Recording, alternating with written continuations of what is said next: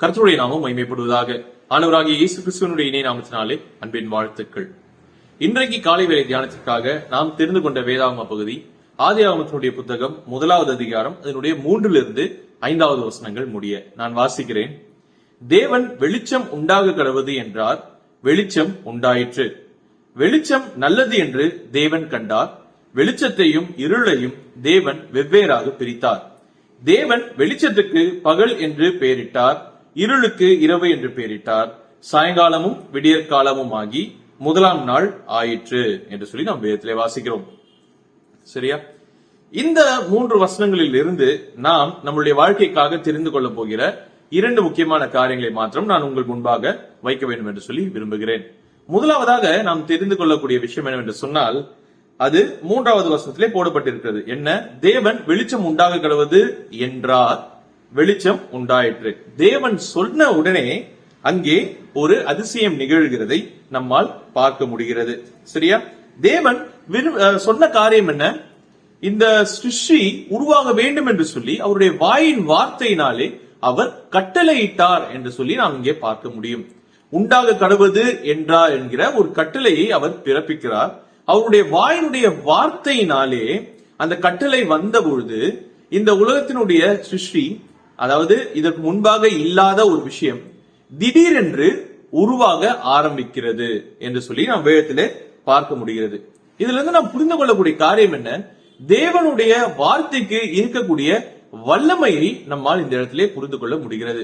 கர்த்தர் சொன்ன உடனே ஒரு காரியம் நிகழ்கிறது.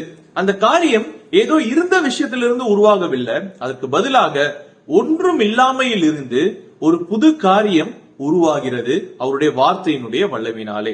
நாம் வேதத்துல வாசிக்கிறோம் இல்லையா? அவர் சொல்ல ஆகும், அவர் கட்டளையிட நிற்கும். அவருடைய வார்த்தை அவர் சொல்லும் பொழுது காரியங்கள் நடக்கிறது என்பதை இந்த வசனம் நமக்கு தெள்ளந்தெளிவாக சொல்லக்கூடியதாக இருக்கிறது. கர்த்தருடைய வார்த்தையுடைய வல்லமையை நாம் பார்க்க முடிகிறது இல்லையா? அப்போ நம்முடைய வாழ்க்கையிலே நாம் தெரிந்து கொள்ள வேண்டிய விஷயம் என்னவென்று சொன்னால், நாம் கர்த்தருடைய வார்த்தையை நம்பும் பொழுது, சரியா, எந்த மாதிரியான நம்பிக்கை வேண்டும்? அவர் சொன்னால் ஆகும் என்கிற நம்பிக்கை வேண்டும். அவருடைய வார்த்தைக்கு வல்லமை உண்டு, செயல்கள் நடக்கும் என்கிற நம்பிக்கை நமக்கு வேண்டும். அவருடைய வார்த்தையினாலே இருக்கிற காரியத்தை மாத்திரமல்ல, இல்லாத காரியத்தையும் உருவாக்க முடியும் என்கிறதையும் நாம் புரிந்து கொள்ள வேண்டியது அவசியமாக இருக்கிறது. சில நேரங்களில் நம்முடைய வாழ்க்கையில இருக்கக்கூடிய சூழ்நிலைகள் நமக்கு எதிர்மறையாக தோன்றலாம். சில நேரங்களிலே நம்முடைய வாழ்க்கையில் இருக்கக்கூடிய சூழ்நிலையை நாம் பார்க்கும் பொழுது, இதெல்லாம் நடக்குமா, இது எப்படி ஆகும் என்கிற அந்த ஒரு குழப்பத்தோடு கூட நாம் இருக்கக்கூடியவர்களாக இருப்போம். ஆனால் தேவன் நமக்கு ஒரு வார்த்தையை கொடுத்தார் என்று சொன்னால், அவருடைய வார்த்தையின் மீது நாம் நம்பிக்கை உடையவர்களாக அந்த வார்த்தையை வைத்து நாம் ஜெபிக்கும் பொழுதோ, அல்லது அந்த வார்த்தையை தேவன் நமக்கு கொடுக்கும் பொழுதோ, அந்த வார்த்தையினாலே காரியங்கள் ஆகும் என்கிற நம்பிக்கையை கர்த்தர் நமக்கு கொடுத்திருக்கிறார். அது இந்த வேதாகமத்தினுடைய முதல் அதிகாரத்திலேயே 3வது வசனத்திலேயே நமக்கு தெரியக்கூடிய ஒரு விஷயமாக இருக்கிறது. நம்முடைய வாழ்க்கையிலே நாம் தெரிந்து கொள்ள வேண்டியது என்ன? கர்த்தருடைய வார்த்தை நம்மோடு கூட இருக்கும் பொழுது அந்த வார்த்தையினாலே அதிசயங்கள் நிகழும், அந்த வார்த்தையினாலே எல்லா காரியங்களும் நடக்கும் என்பதை நாம் முதலாவதாக புரிந்து கொள்ள வேண்டும்.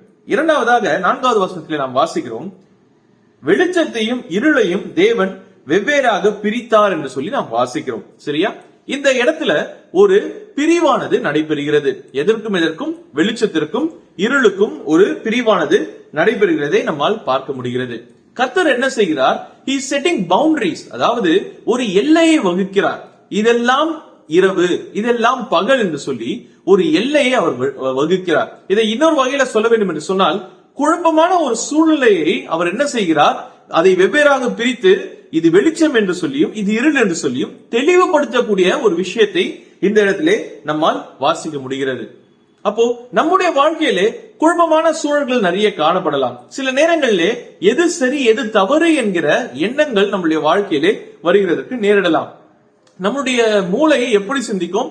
இது சரியா தவறா என்கிறத நாம யோசித்து குழம்பி போன அநேக சந்தர்ப்பங்கள் நம்முடைய வாழ்க்கையிலே நேரிட்டு இருக்கும் இல்லையா? இந்த எல்லா சந்தர்ப்பத்திலேயும் நாம் நம்ப வேண்டியது யாரை என்று சொன்னால் நம்முடைய கர்த்தரை. ஏன் என்று சொன்னால் அவர் இந்த குழப்பங்களுக்கு முடிவை கொண்டு வரக்கூடிய தேவனாக இருக்கிறார் என்பதை நாம் மனதில் வைத்துக் கொள்ள வேண்டும். அவர் நினைத்தால் குழப்பமான காரியங்களை சரியாக வெவ்வேறாக பிரித்து அதற்கென்று ஒரு தெளிவை கொண்டு வர முடியும் என்பதை நாம் நம்முடைய வாழ்க்கையிலே கர்த்தர் பேரிலே இந்த விஷயத்திலே நாம் நம்பிக்கை உடையவர்களாக இருக்க வேண்டியது அவசியமான ஒரு விஷயமாக இருக்கிறது.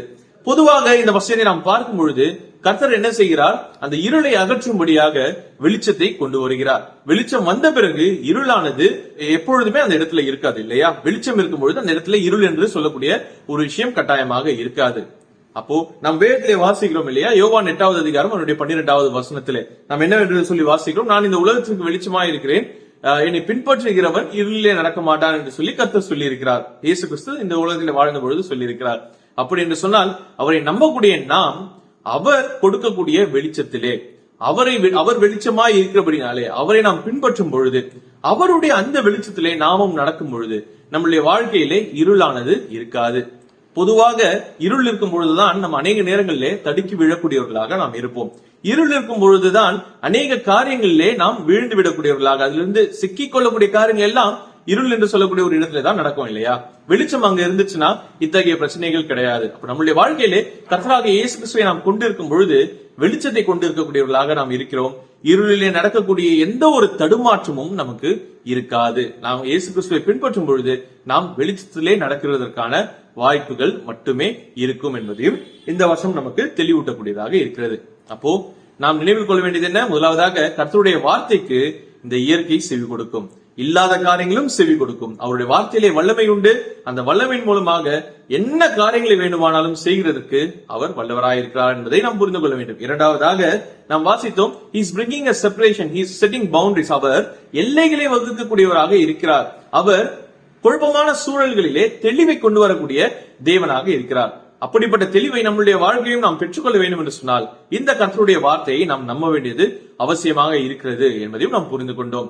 கர்த்தராகிய இயேசு கிறிஸ்து வெளிச்சமாய் இருக்கிறபடினாலே அவரிலே நடக்கக்கூடிய நாம் இருளிலே நடக்காதபடிக்கு வெளிச்சத்திலே நம்முடைய வாழ்க்கையை நடத்தி செல்கிறதற்கு கர்த்தர் நமக்கு எப்பொழுதும் உதவி செய்யட்டும். கர்த்தருடைய நாமம் மாத்திரமே மகிமைப்படுவதாக. ஆமென்.